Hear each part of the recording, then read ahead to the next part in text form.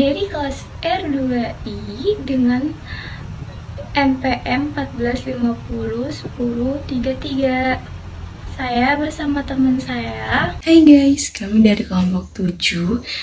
Perkenalkan, nama saya Taskia Renufus dengan NPM 2023 14501040 dari kelas RI dengan dosen Ibu Mimanizma SEMM.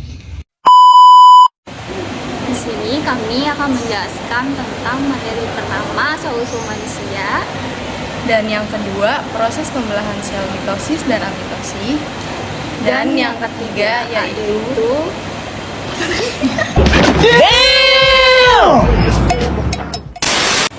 Di sini kami akan menjelaskan tentang asal-usul manusia. kemudian proses pembelahan sel mitosis dan amitosis. Dan yang ketiga yaitu teori evolusi. Asal-usul kehidupan manusia. Kedua, proses pembelahan sel mitosis dan amitosis. Ketiga, teori evolusi menurut para ilmuwan. Yang pertama ada asal-usul manusia menurut agama Islam. Penciptaan manusia pertama ini dituliskan oleh Allah Subhanahu wa taala dalam Al-Qur'an surat Al-Baqarah ayat 30-39. Dijelaskan bahwa para malaikat pernah bertanya mengenai tujuan penciptaan manusia yang bisa merusak kehidupan di bumi. Akan tetapi, Allah menjawab dengan sangat bijaksana.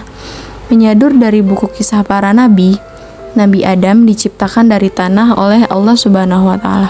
Asal-usul manusia menurut agama Kristen. Menurut agama Kristen, Allah menciptakan manusia untuk menaklukkan semua binatang yang ada di bumi dengan segala isinya.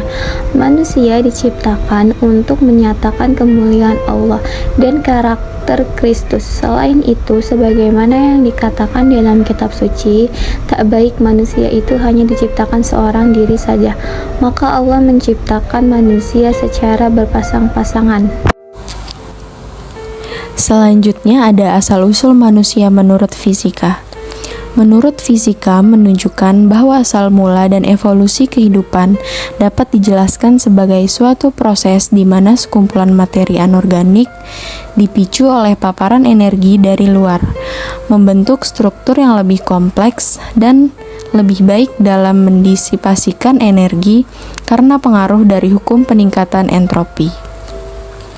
Kehidupan pun muncul dan terus berubah secara perlahan atau berevolusi menjadi bentuk kehidupan yang semakin kompleks dan mampu mendisipasikan energi lebih banyak lagi, seperti bentuk-bentuk kehidupan saat ini, baik tumbuhan, hewan maupun manusia. Asal kehidupan manusia menurut kimia dapat dijelaskan melalui teori evolusi kimia atau neobiogenesis. Teori ini menyatakan bahwa makhluk hidup pertama kali berasal dari senyawa organik. Hipotesis ini pertama kali ditemukan oleh Oparin dan Holden pada tahun 1920, yang berpendapat bahwa laut yang baru terbentuk mengandung molekul sederhana yang berlimpah. Kalau menurut biologi, ada beberapa teori yang mencoba menjelaskan asal-usul kehidupan. Salah satunya yaitu teori biogenesis. Teori ini menyatakan bahwa kehidupan di bumi berasal dari kehidupan sebelumnya. Ilmuwan seperti Francesco Redi, Lazaro Spallanzani, dan Louis Pasteur mendukung teori ini dengan melakukan percobaan yang menunjukkan bahwa kehidupan bisa berasal dari reproduksi kehidupan lain. Proses pembelahan sel. Yang pertama ada sel mitosis. Sel ini terjadi pada sel somatik atau sel tubuh, termasuk manusia dan tumbuhan. Tujuannya adalah menghasilkan sel baru untuk pertumbuhan, perkembangan, dan menggantikan sel yang rusak atau mati. Proses ini terdiri dari 4 tahap, yaitu profase, metafase, anafase, dan telofase. Tahap yang pertama, profase, yaitu selaput inti sel dan nukleus mulai menghilang, dan sel induk mulai membelah membentuk sentriol. Yang kedua ada etafase, yaitu benang spindel menarik sentromer kromosom ke tengah-tengah antara dua kutub sel. Yang ketiga anafase, yaitu kromosom tunggal dibagi dua sama banyak dan menuju kutub yang berlawanan.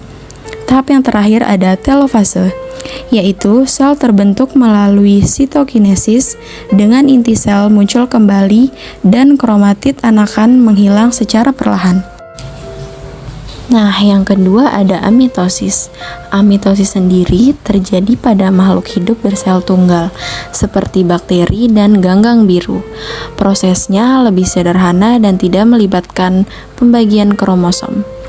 Sel induk dan sitoplasma membelah menjadi dua sel baru dengan ukuran yang sama besar dan materi genetik yang sama. Mitosis merupakan sebuah proses pembelahan sel yang berfungsi untuk regenerasi sel tubuh yang mengalami kerusakan atau kematian. Mitosis menghasilkan sel anakan yang identik dengan induk yang bersifat diploid atau 2N. Dalam pembelahan mitosis terdapat 4 proses, yaitu profase, metafase, anafase, dan telofase. Sebelum masuk ke tahap pertama yaitu profase, sel akan mengalami tahap interfase. Pada interfase, material genetik dalam inti akan mengalami peningkatan. Tahap profase. Pada tahap ini, benang kromatin yang terdapat dalam nukleus akan mengalami pemadatan atau kondensasi menghasilkan sebuah kromosom yang terdiri dari 2 kromatid bersaudara yang dihubungkan oleh sentromer. Selain itu, inti nukleus dan juga membran nukleus akan menghilang. Lalu pada tahap ini sentriol akan bergerak menuju kutub yang berlawanan, lalu membentuk sebuah benang spindel. Metafase. Pada tahap ini, mikrotubulus pada benang spindel akan berinteraksi dengan kromosom, menjadikan kromosom berposisi lurus di tengah sel atau sejajar dengan garis ekuatorial.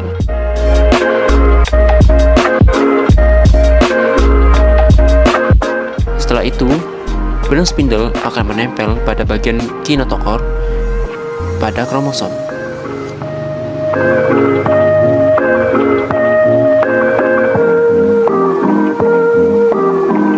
Anafase.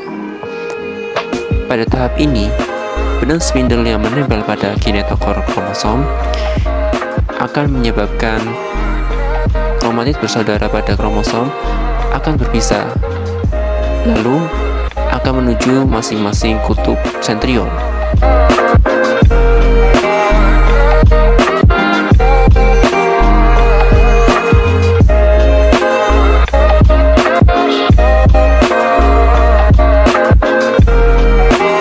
Telofase. Pada tahap ini, kromatid bersaudara akan sampai di kutub dan terlepas dari benang spindel.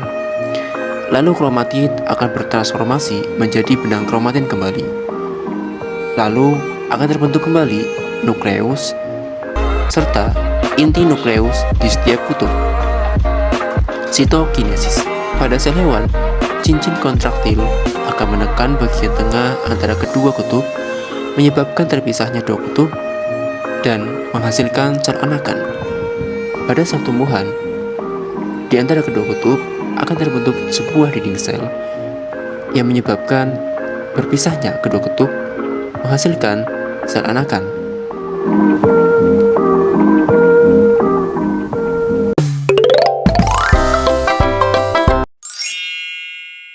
Pembelahan biner pada bakteri yaitu proses reproduksi secara aseksual atau tidak kawin dengan melakukan pembelahan diri secara langsung. Proses pembelahan biner diantaranya: pertama, DNA akan bereplikasi menjadi 2 bagian kopi DNA yang memiliki sifat yang sama. Selanjutnya, terjadi proses pembelahan pada dinding sel dan sitoplasma yang akan membentuk dinding pemisah atau septum dan menjadi batas antara kedua bagian sel. Kemudian, jika septum sudah terbentuk sempurna, maka akan terbentuk dua bagian sel baru yang mempunyai sifat identik.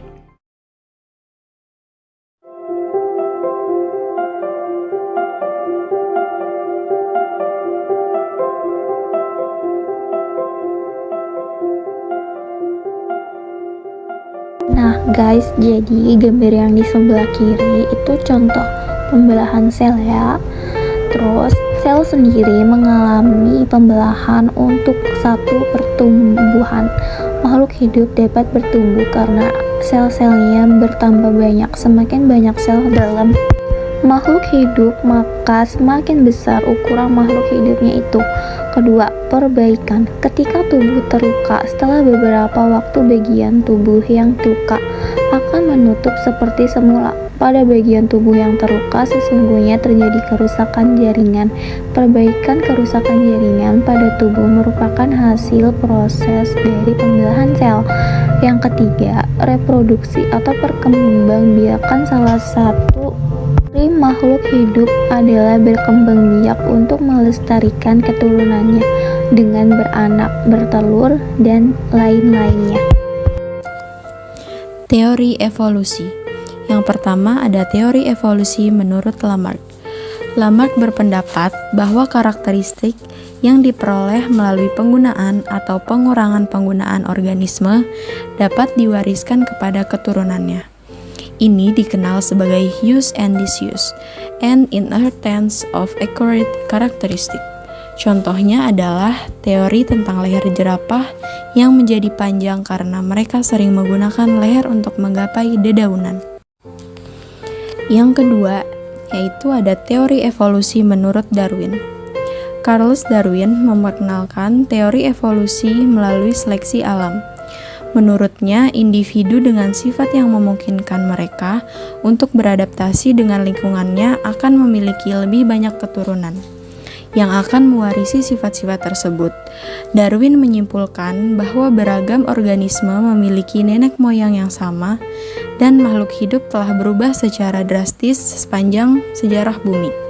Teori evolusi menurut Weismann. August Friedrich Leopold Weismann berpendapat bahwa hanya perubahan pada sel germinal saja yang dapat diwariskan, bukan sel tubuh. Weismann melakukan eksperimen dengan tikus yang menunjukkan bahwa modifikasi pada sel somatik tidak diwariskan kepada keturunannya. Membantah teori Lamarck, Weismann menyimpulkan bahwa informasi hanya diwariskan melalui sel gamit. Menurut De Vries, teori evolusi menurut De Vries yang juga dikenal sebagai teori mutasi, menekankan pada peran mutasi genetik dalam evolusi. De Vries berpendapat bahwa perubahan genetik acak atau mutasi adalah sumber utama variasi dalam spesies. Mutasi ini dapat menyebabkan perubahan dalam sifat-sifat organisme dan dapat diwariskan kepada keturunan. Teori ini menekankan pada variasi genetik sebagai faktor utama dalam evolusi. Sekian dari kelompok kami. Kurang dan lebihnya kami mohon maaf dan Terima kasih. Bye guys.